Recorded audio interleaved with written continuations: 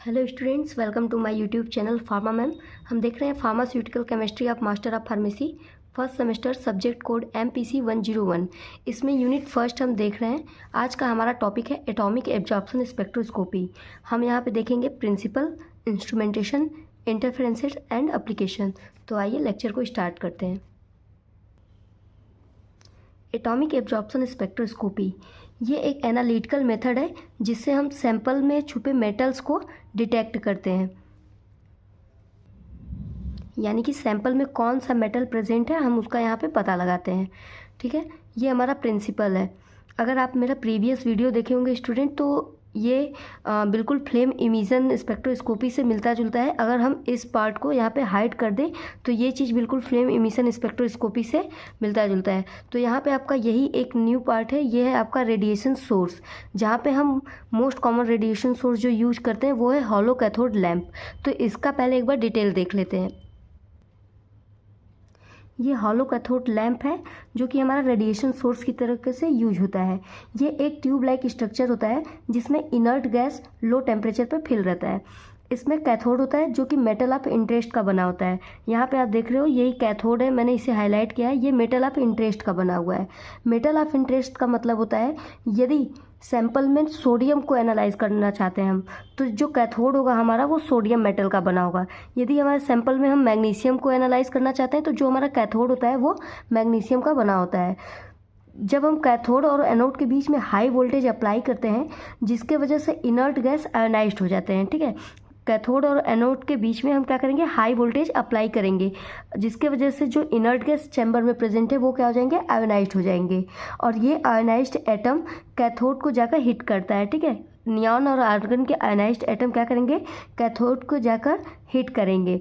तो जो ये कैथोड है हमारा मेटल ऑफ इंटरेस्ट का बना होता है, जिसके वजह से जो ये एलिमेंट है ये धीरे धीरे एटम्स को, अपने एटम्स को रिलीज करेंगे।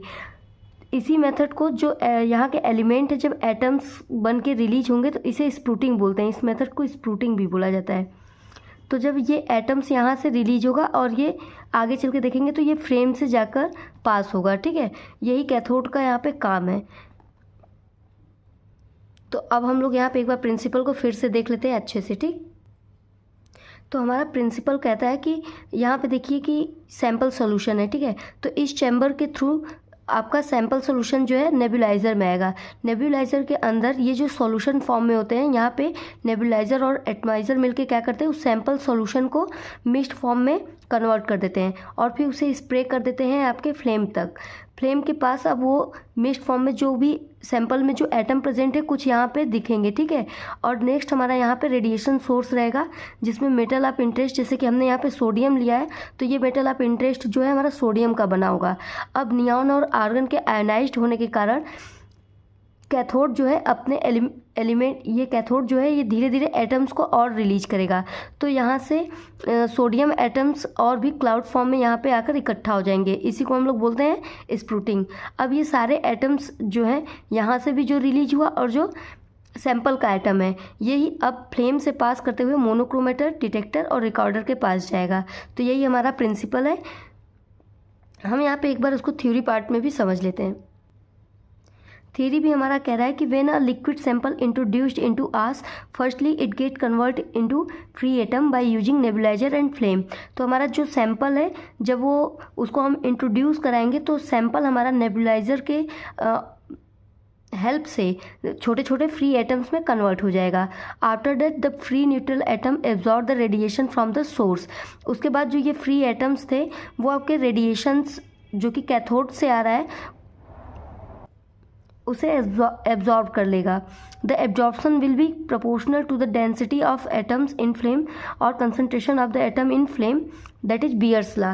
फिर यहाँ पे आप देखेंगे कि बियर्स लॉ फॉलो होता है क्योंकि जो एटम्स हमारे अभी स्प्रूटिंग के थ्रू मिले वो कितना रेडिएशन को एब्जॉर्ब कर रहा है, इसी को हम यहाँ पे देखते हैं। ठीक है, तो बियर्स लॉ भी हमारा क्या कहता है, absorbance is directly proportional to the concentration. तो यहाँ पे हमें बियर्स लॉ देखने को मिलेगा। नेक्स्ट है हमारा इंस्ट्रूमेंटेशन ऑफ एटॉमिक एब्जॉर्प्शन। तो यहाँ पे इंस्ट्रूमेंटेशन में सबसे पहले हम कंपोनेंट देखते हैं। देखिए ये फिगर है, इंस्ट्रूमेंटेशन का, जहाँ पे आपको यहाँ पे रेडिएशन सोर्स देखने को मिल रहा है जिसमें हमने हॉलो कैथोड लैंप यूज किया है। आपका सैंपल सोल्यूशन है, नेबुलाइजर, फ्लेम, मोनोक्रोमेटर, डिटेक्टर और रिकॉर्डर है। तो यहाँ पे हम 1 बाय 1 इन सारे कंपोनेंट्स को देखते हैं। सैंपल डिलीवरी सिस्टम हमारा क्या करता है कि जो सैंपल सोल्यूशन होता है उसे फ्लेम तक पहुंचाने में हेल्प करता है।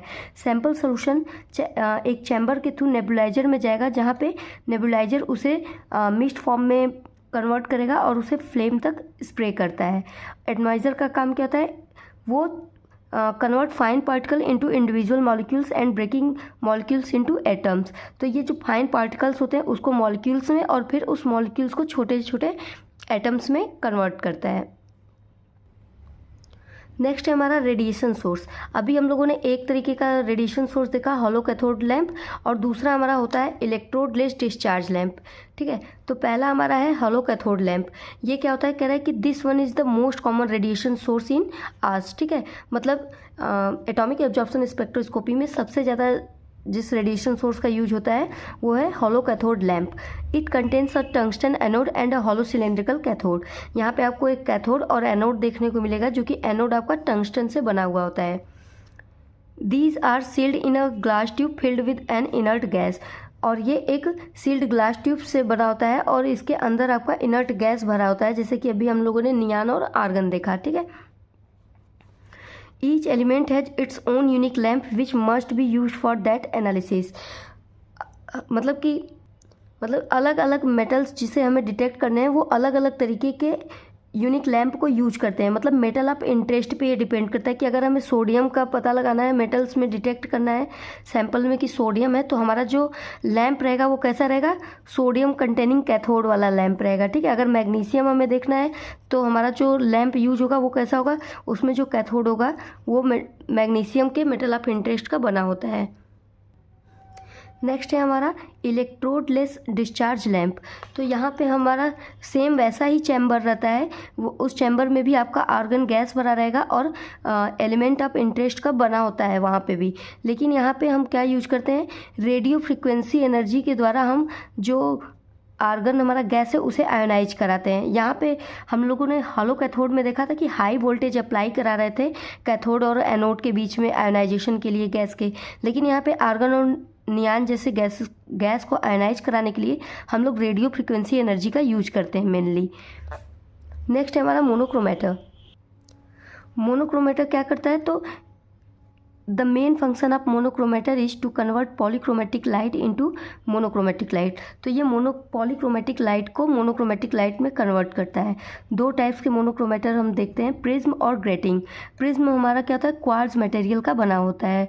ठीक है, और ग्रेटिंग जो होता है ये क्या करता है, अलग अलग वेवलेंथ जो होते हैं लाइट्स के उन्हें अलग अलग एंगल से रिफ्लेक्ट करता है। अब मोनोक्रोमेटर उस लाइट को कहाँ ले जाएगा, डिटेक्टर के पास। ठीक है, तो अब हम लोग डिटेक्टर देखते हैं।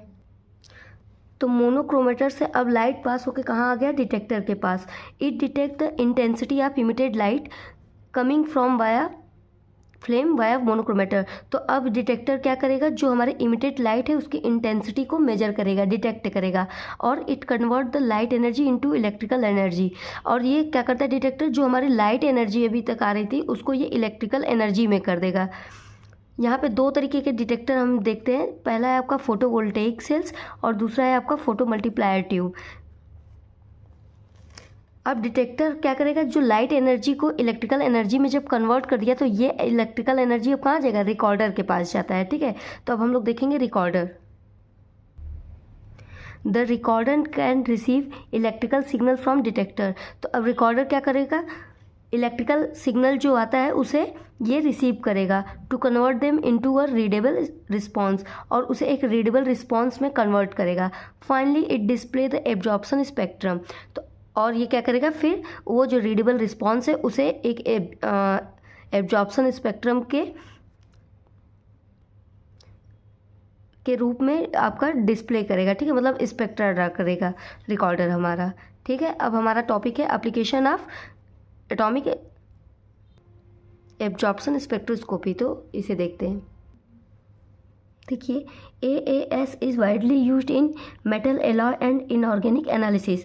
तो इस मेथड को हम लोग मेटल एलॉय के एनालिसिस में यूज करते हैं। A number of element present in biological sample can be analysed by AAS। ठीक है, तो बहुत ढेर सारे एलिमेंट्स जो कि आपके बायोलॉजिकल सैंपल में प्रेजेंट रहते हैं उन्हें भी हम आप इस मेथड से डिटेक्ट कर सकते हैं। नेक्स्ट है हमारा AAS is used in pharmaceutical analysis. इस मेथड का हम लोग फार्मास्यूटिकल एनालिसिस में भी यूज करते हैं, जैसे कि estimation of zinc in insulin. अगर इंसुलिन के अंदर जिंक है तो उनका एस्टिमेशन में ये मेथड हमारा हेल्प करता है।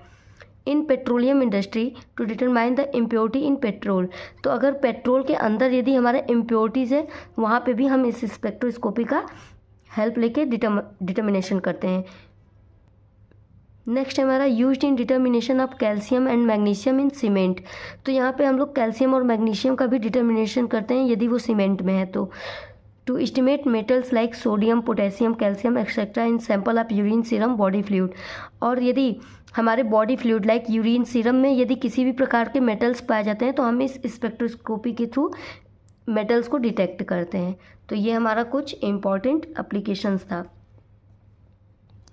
नेक्स्ट टॉपिक है हमारा इंटरफ्रेंसेस।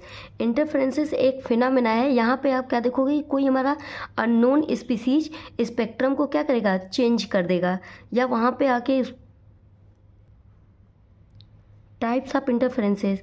यहाँ पे 4 तरीके के इंटरफ्रेंसेस देखने को मिल रहे हैं। यहाँ पे पहला spectral interference, chemical interference, ionisation interference and last one is matrix interference. तो वन बाय वन हम इसे देखते हैं। Spectral interference. स्पेक्ट्रल इंटरफेरेंस कब देखने को मिलता है, when the absorption of an interfering species either overlap or lies very near to the analyte absorption.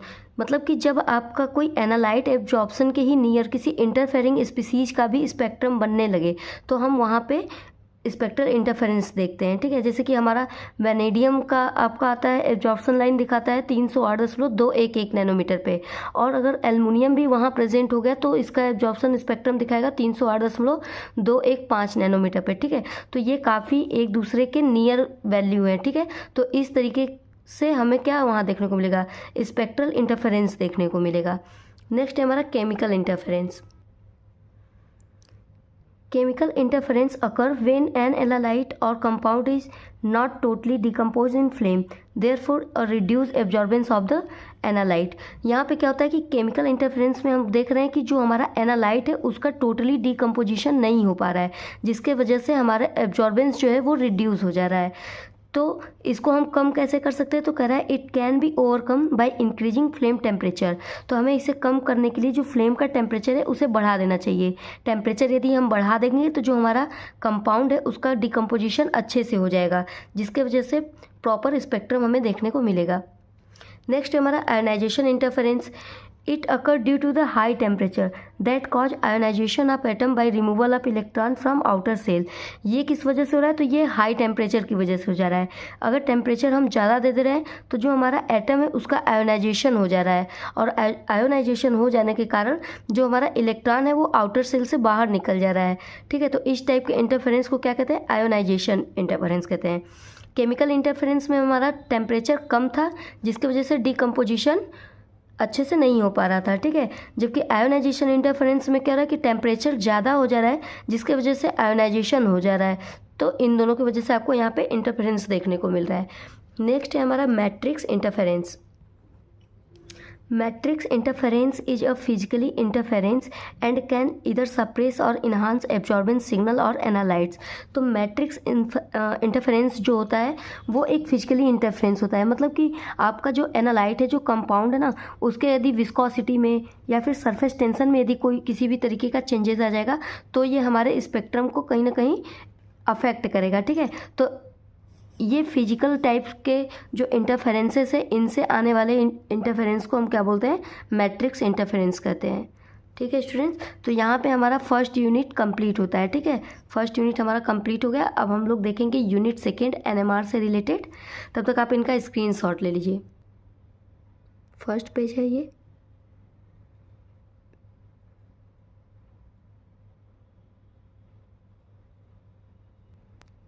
Second page,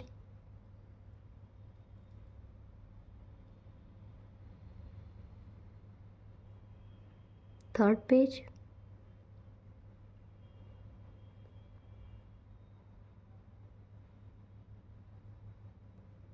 fourth page,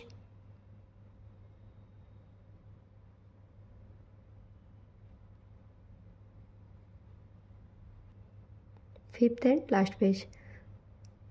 मिलते हैं हम नेक्स्ट वीडियो के साथ। आप ऐसे ही मुझे सपोर्ट करते रहिए students. Thank you so much.